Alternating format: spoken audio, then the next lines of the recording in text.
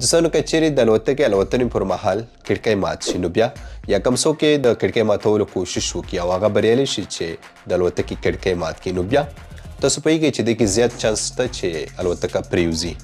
نو همداسې یوه پیښه څو ورځې مخکې د پاکستان نړیوال هوایي شرکت یا پی آی سره رامنځته شوه چې په هغه کې یو مسافر کوم چې پېښور څخه دوبۍ ته پرواز درلودو کله چې پېښور میدان څخه الوتکه پورته شوه پس په هوا کې یاد کس غلط حرکتونه شروع کړل. کله به یې کرسۍ په لدو وهلې کله به یې اذان کو او تاسو اوس ګورئ چې لاندې پروت دی نو داسې حرکتونه یې شروع کړل.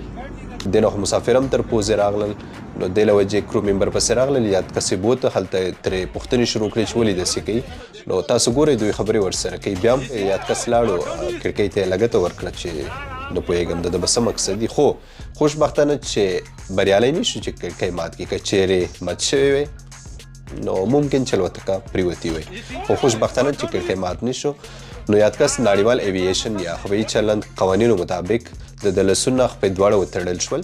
د دې نه پس دوبۍ میدان ته هم پیلوټانو لخوا خبر ورکړی شو کله چې الوتکه دوبۍ ته ورسېده هلته د یاد کس څخه تحقیقات وشول. تحقیقاتو نه پس واپس پېښور ته ولېږه او د باندې د پرواز کولو بندیز ولګېدو. د پی آی بیان معلوماتو مطابق د ویل چې یاد کس ذهني ستونزه درلوده.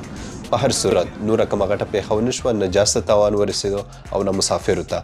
نو ګورئ چې تاسو کوم داسې حرکتونه ترسره نه کوئ هسې نه چې نورو خلکو ته تکلیف ورسوئ او زه پوهېږم چې تاسو به داسې نه کوئ.